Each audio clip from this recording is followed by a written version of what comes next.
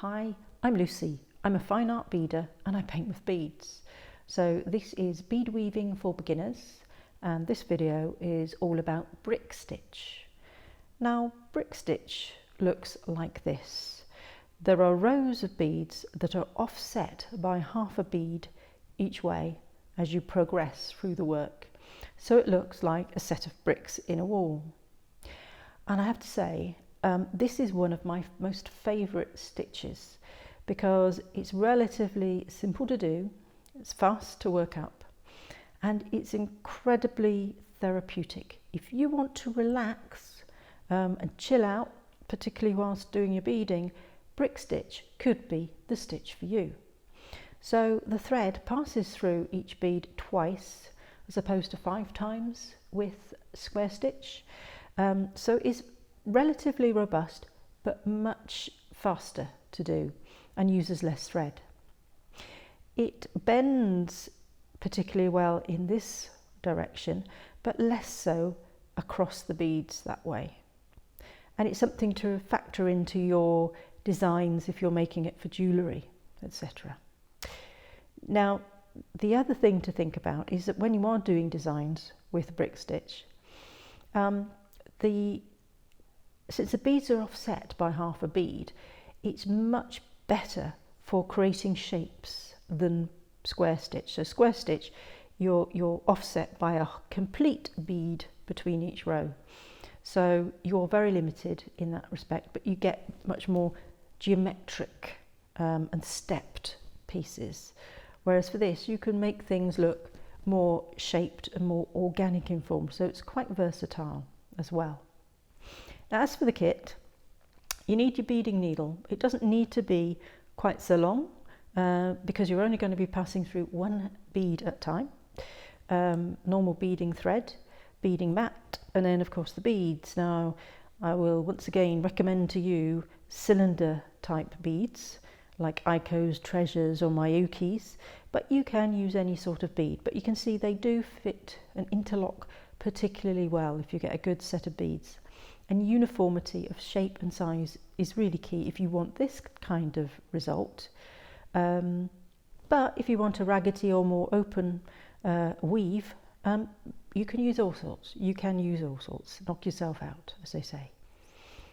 Now, get your beading thread. And I would normally say, depending on the size of the piece you're going to make, you would need at least 2 arm lengths. However, for me, I'm just going to use about 1 arm's length because it's just easier on screen. So do that and thread your needle, just like that. It's very, very easy to do. And then you're just about ready to start. And the way you do brick stitch, you build it up by doing row upon row of the beads, one after the other, on the ones that have gone before. So you need a starting position, and the starting position you need to do some foundation rows. And there are 2 ways of doing those foundation rows. Method 1 is the one that's normally taught, but that I think is a bit of a fiddle for beginners because you're always a bit fingers and thumbs to start with because you're holding on to 1 or 2 or 3 beads at a time.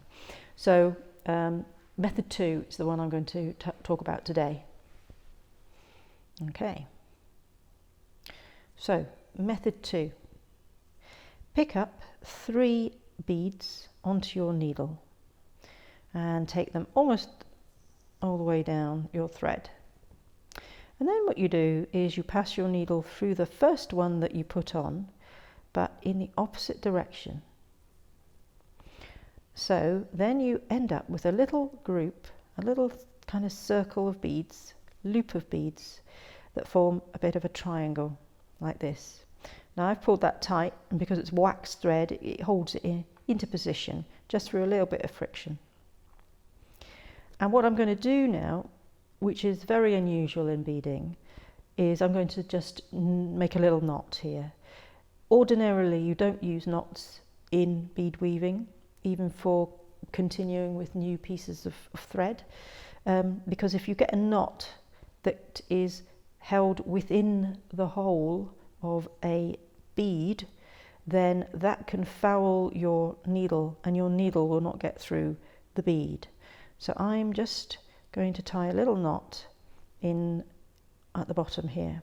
It's only a simple one, and I can deal with it a little bit later if I really want to. That can come undone. It's mostly by friction.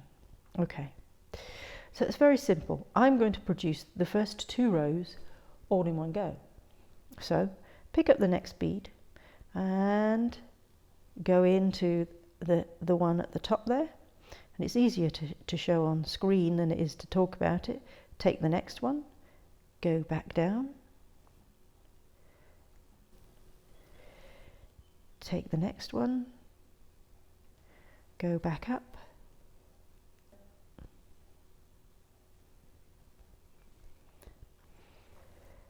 take the next one, go back down,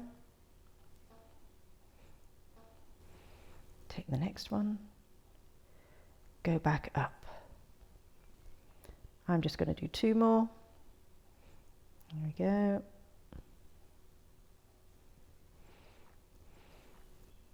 And there. Right. So I've completed those 2 rows with an equal number of beads for this example. So I'm going to do the 3rd row, and you're going to repeat this process for each of the rows. So at the start of each row you will need to pick up 2 beads as opposed to 1, and this is the little bit where it gets a little bit tricky. Is you want to put your needle through underneath that piece of thread that is left there on the top, and then pull that tight, and hopefully, if you're not all fingers and thumbs, those beads will drop into position, and then when you come back through that last one you've added, they will be perfectly aligned. It is as straightforward as that. Now sometimes your thread will become loose, so you need to tighten it before you pull those beads through. Otherwise you'll get into a little bit of a knot. And then you continue with 1 bead going underneath that thread with the needle and back through. Next one, pick up the bead under that thread and back through. So the thread is only going through twice, and it is very easy, it's very relaxing, and so you continue. So that is brick stitch. In comparison to some other bead stitches, it's not as thready as some, so it's got quite a nice edge, as you can see. And so it's very straightforward, one that I would recommend for designs and just chilling out, So I'm Lucy, I'm a fine art beader, and I paint with beads.